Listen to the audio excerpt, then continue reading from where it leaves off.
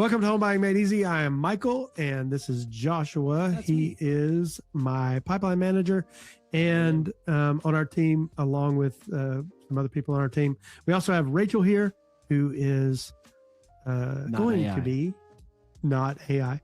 She's not AI. She is going to be buying a house in the future. So she started this whole thing because she wanted to know all the details and all the ins and outs of the buying process, and thought you people wanted to know it too. If you have questions, you want to know anything about the process, we'll be glad to help you. All you have to do is give us a call, shoot us a text, send us an email. We'll be glad to help you any way we can. The sound of an email going. Cheese. It's the sound that Apple makes when they send the emails. Like it's drifted off into another dimension. Okay. All right. So today, Rachel, I think we're going to talk about, we've been in 2024 last year, and here we are. No, we were in 2025 last year, and now here we are. It's 2026, and we're like, where are we headed? What's the mortgage industry looking like? What's interest rates looking like? I get this question almost every day. Well, what are the rates today? I have a guy, he calls me, you know him. Jimmy? No. He's on the, we'll leave his name out of it, but his name is redacted. Yeah, we redacted the name. But he literally calls or texts and says, hey, what are rates doing? And he does it almost every week. It is so annoying. like don't be annoying. He doesn't actually want to do anything. He just wants to know what the rates are. That's the problem. If he wanted to do something about, like, either he was going to buy a house or he's going to refinance a house or whatever, but he just calls just to find out what the rate is. Sounds like he wants a friend. Maybe I just need to be his friend. Yeah, he just wants to talk to you. He thinks you're cool. No, that's nice. And cool guys don't look at explosions. It was a video. You didn't see that? It was like this big video. Anyways, cool guys don't look at explosions. Did you see my face? Cool guys don't look. Did you see my face? He thinks you're the kind of guy that doesn't look at explosions. That's what he thinks you are. He thinks you're that cool. He wasn't ready. I'm over here dying. He wasn't ready. Wow. Okay, 2026. Here we are, and does anyone else back on track? Does anyone else take until like October to actually get writing the new year down? For me, it takes forever to get. Okay, it's 2025. No, 26 now, and then it takes me forever in the year to actually get that down. I wrote September, 2024 about 3 weeks ago. See, I said it was. I said 2024 like a couple minutes ago. Yeah. So there you go. All right, so let's jump into 2026 and see kind of what you feel like the updates are going to be. What you think is coming. What I think is coming. I'm going to start real quick with the Fed. The Fed and the Federal Reserve is what it's called. They determine a market rate. It is not the mortgage rate, but it is a rate that is used to determine how the economy is doing. Mm-hmm. And we have a Fed chair. His name is Jerome Powell. He is there until May. And, he may stay till May. It depends on, I think the administration is still trying to figure out a way to fire him. But if he stays till May, then we'll get a new Fed chair, and they will have a different outlook on financial policy. Is it a comfy chair? The chairman? Chairman. Oh, okay. It's a chairman, not a comfy chair. This chair's pretty comfortable, but yes. No. He's Fed chairman. Okay. As long as it's not a leather chair, because those legs kind of stick to your leg sometimes when it's hot. Yeah, when you're sweating. Yeah. And wearing shorts. Yeah. I guess if you're wearing pants, you can have a leather chair. You can have a leather chair for the next chair.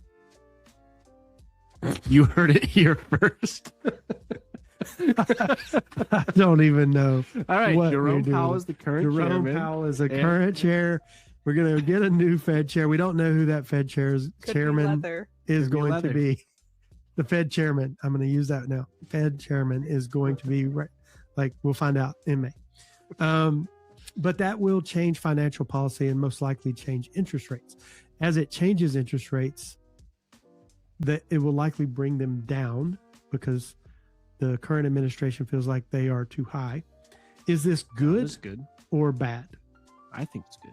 You think it's good? I think it's good. Why? What makes you think it's good? Rates going down. Yes. Yeah, I think that it helps the market in lots of ways because it's not just the mortgage industry that's affected by that. There's other industries that are affected in a positive way by rates. They're making the decisions based on all of the details that come in, and they're making decisions based on sometimes they're like, all right, what's the rates and where are they going? And it's like, it's really hard to predict that because they bring in jobs numbers, they bring in unemployment, they bring in like the stability of the market, the way that tariffs are going. Like there's so many things that go into it, and no one has that crystal ball to know exactly where it's going to go. We go mostly based on trends, and it looks like trends are going in the right direction, and you see everything in the market kind of floats up and down together. So I think that rates going down, it helps our industry in a way, so that we can, people feel more comfortable with purchase power. Purchase power would be your ability to buy now based on payments, really, because you got rates, and you can make all your decisions based on rates. Like I have to have the best rate, but you also can look at it like, okay, I want to buy something that I can afford now, knowing that the housing market always goes up over time. And what a lot of people don't think about is, okay, if I buy right now when rates are in average, let's say they're like medium ground, if I buy now and I buy at a payment that I can afford, then I now can refinance that house later into a lower payment in a year, in 6 months, a year, or something like that, when rates are a little bit better. Or if I wait until rates are better in a year, that's gets you a lower payment at the beginning, but now housing prices have probably gone up to counteract the market. So are you really saving money? Because if you can buy now and get the lower purchase price of the house in a little bit higher rate, but we refinance it and you're only making a few payments at that higher rate anyways. Or do you wait 6 months, a year, and housing prices have started to go up, and you really have now paid an additional $25,000-$30,000 for that house when you could have bought it for way cheaper earlier, and the savings that you get on that rate is not anywhere near what you saved in the house. I kind of bounced all over. Did that make sense? Yeah, no, that totally makes sense. So have you run into a situation where people do that, where they call up and they say, hey, I just want the lowest rate, and it doesn't matter? Mm-hmm. Yeah. I mean, our goal, our role as loan officers is to support our client and give them like the best experience that they can have. So we're gonna do and work with you the best that we're able to, and get you in the goals that you're going in, towards the goals that you're going in, the direction of the goals that you're going towards. Something like that. There you go. Words are hard. So we're here to help you out and help you make the best informed decisions that you can. So if your goal is absolute bottom rate, like we can do that. We're mortgage brokers. We have about 120 or so banks and lenders that we work with. We can shop things around and we can find you a really good rate. But there's another part to that as well, is because we have all these different lenders. Some lenders are faster than others. Some of them have smoother processes, and sometimes you can find a lender that has a super low rate, and that's awesome. But that process and that underwriting system might be rough. So we're just going to tell you ahead of time, hey, we can do this, but it might be a bit of a bumpy road, and this underwriter tends to ask for a lot of documents, so you need to be aware of that. Maybe we compare that, and we'll give you a few options. We can say, hey, we've got this one. This is absolute bottom rate. We've got this one. It's a little bit higher, but we know this process and we know the underwriters here, and it'll be a lot smoother of a process for you if we go in this direction. And ultimately, it's up to you which option you choose. So here's a good example. We recently had a client, and we sent them to a specific lender, Mm-hmm. and I don't prefer this lender Mm-hmm. from way back because they gave me one of those bottom rates you're talking about, Mm-hmm. and they still could not get the deal done. Yeah. And Yeah, we tried them a few years ago and they weren't working really well. And then we didn't really use them for a while. And then we tried again, still weren't able to get Yeah. done. they just could Their not underwriting get. process is rough. They just could not get. They couldn't get it done. Yeah, It's you have to crazy. have a really clean, no surprise file. Yes, yeah, for sure. Yeah. Well, with rates being the way they are, and mortgage rates, they actually follow the bond market. We're seeing that trend come down some because the economy, we have inflation happening, right? So to offset that, you can bring down rates some, but they're also monitoring, like you said, not just employment, but consumer price index. They're looking at the domestic, I guess, everything, both foreign, like how we relate the economy with everybody across the world, Mm-hmm. and domestically too. And all that goes into this decision Trade making, relations. everything. And by doing that, they come up with what they feel like I don't feel like it should be zero, and like the rate should be, Mhm. we were pretty low a few years back. I don't think it should be there.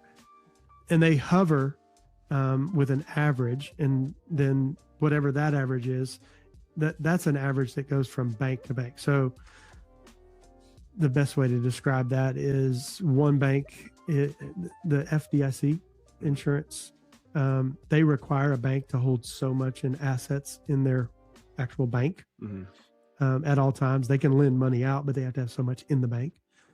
And when they don't meet those minimums, they go and call another bank and say, hey, can we borrow money overnight till we have deposits come in?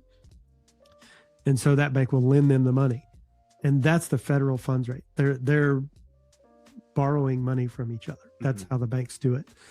That federal funds rate is what determines a lot of the credit card payments, like your rates on credit cards, rates on consumer debt, stuff like that. It's not directly reflective of the mortgage industry because the mortgage industry works off the bond market. Now, the bond market does react to, because it's a market, it reacts to how stocks do and how consumer sentiment is what it's called.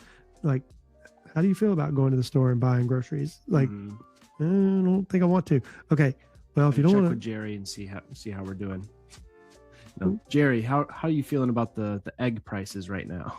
And then he helps to decide how the market's going to go, right? No, Jerry, I don't know. The chicken farmer. He's not the one that determines how rates are going. Well, first of all, I get my eggs from Johnny. No, Johnny, that's Ooh. like, I'm like, who's Jerry? And they're like, Jerry? oh, Johnny. He means Johnny. I think He didn't- Jerry's better than Johnny. Actually. Do you? Oh, Hot take. Not hot topic. That's a store. He's from California. I don't know what to say. Jerry's in California, I guess. Johnny is here Jerry's because he's who I get my cool dude. eggs from. Okay. Anyway, Okay, bond stocks. yes. So all that deep dive into, we're not sure where rates are going to go, but we're pretty sure we're going to see something better, kind of slowly trending down over the next few months, and hopefully by the end of 2026. I know Fannie, the chief economist for Fannie and Freddie, they are saying they're going to go down. Realtor.com is saying they're going to go down. I think Fannie and Freddie are predicting low fives sometime throughout 2026, or maybe mid to low fives, I think. Everybody's got their own take on it. Barry Abib has his take on it too. So, and you have a hot take on Jerry. Jerry. That's where I get my info. Jerry, the I chicken think farmer. he might mean Jerry as in geriatrics because he's old. Me? My family calls me the ancient one. I've seen things. This is getting weird. Okay. I do have a question. So, thinking back to 2020, 2021, 2022, rates were super low, and some people bought, some people still waited, and then rates shot up again. What would you say, an advice you would give to someone who has been waiting for the quote unquote perfect time to buy, going in and being in 2026, seeing how the trend is going down or predicted to go down? You want to go first? You want me to go? Okay. I would say the perfect time is, we kind of covered this in a different episode. You can check the other episodes if you want. You'll see where I talked about the perfect time, really, because we talked about, do you have enough money saved up? We talked about down payment. We talked about, do you have enough money for your closing costs? And we talked about getting your credit in line, making sure you didn't have too much consumer debt, your debt to income ratio. So I think the perfect time is when you have the money saved up and you're looking at the transition between, do I want to continue renting or living with my parents or whatever? And I wasn't looking at you because you don't live with my parents. But if you're living with your parents, but is it now a good time for you to invest in an asset? It is a appreciating asset, meaning it gains value over time. And if you are interested in paying somebody's mortgage, you can either choose to pay your mortgage or you can pay your landlord's mortgage. So either, if you want to talk about interest rates, people talk, I want the best interest rate. Keep renting. Your interest rate is 100%. Like that is the interest rate. Yeah. And people, one guy called and he goes, I just want the best rate. I was like, perfect. I'll give you the best possible rate. He goes, what is it? I was like, what do you want it to be? I'll go find it. Well, I want it to be 4. Okay. It's going to cost you $60,000 to get it, but you can get a 4%. Yeah. What I mean, like we can give you, and Joshua and I do this with a lot of our clients. We give them what we call a green sheet. And that green sheet is some options where you don't have to just pick the rate that we so-called give you. We'll give you some options like, hey, if you want this rate, it's going to cost you this much. If you want this rate, this is kind of where rates are today. Or if you want to get a credit, maybe you want to have some of your closing costs covered and you can have a little bit higher rate and get a credit back. And the rate sheet is a sheet, and you can go anywhere you want on the sheet as far as where you want to land with rates. But does that kind of wrap up your answer in a small nutshell? Yeah. Joshua, you got any more to add to that? Not really. You just want to make a decision based on what you can afford and what your current situation is. So you don't want to, get into a situation where you're paying for a mortgage that's way over your budget and what you're prepared to pay. But if you're just sitting around always waiting for the perfect time, there's not really a perfect time. The perfect time is whenever you're able to afford payments and afford a down payment, whatever that looks like. If you need some recommendations, some people think that you have to have 20% down to buy a house. It's not true. There's lots of different options, lots of different types of programs that are out there. And I'd say most people don't do 20% down. Most people do a lot less down for their down payment. So if you need to even bounce some questions off of somebody, reach out to us. We're happy to give you some ideas and directions on where you go, and at least show you some options. And maybe it just gives you an idea and an informed direction to know, okay, in 6 months I'll be ready to buy if I can save over the next few months for that. So yeah, you know what, I've been not really warning people, but helping them to understand when we do a pre-approval, we'll do a max pre-approval. Mm-hmm. And our max pre-approval is also with gross income, but their take home is 25% less than that. Mm-hmm. So they all of a sudden come back and say, okay, what's my payment going to be? And they were expecting a payment that was going to be $1,200 or $1,300. And here we are giving them a $3,000 payment. And they're like, oh my gosh, I don't want to pay that much.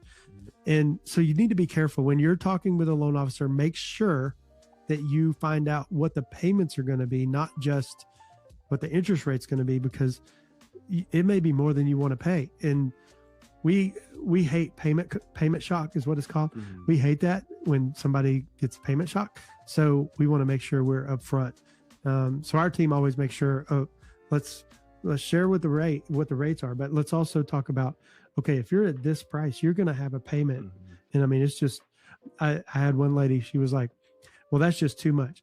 And I need a better interest rate. So I'm going to shop around. I was like, that's great. I encourage you, go ahead. You need to shop around for sure. I was like, let's do some math. And I literally, now mortgages don't work on straight interest.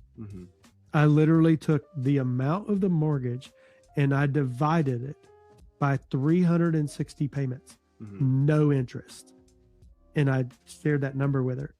And it was still higher than the number she wanted to pay. And I was like, so you're telling me you want somebody to give you a loan for free? They're not going to charge any interest. And you think that you're going to be able to make the year's worth of payments at that? I was like, it doesn't work like that. So go home and rethink your life. No, I'm not. Wow. I don't mean that. But yeah, we try to make sure that you're educated. That's what the whole podcast is about, making sure you're educated in the process so that your home buying process is easier. So without any further conversation, because I think we went long and I'm getting the googly eyes over there, you need to cut this off.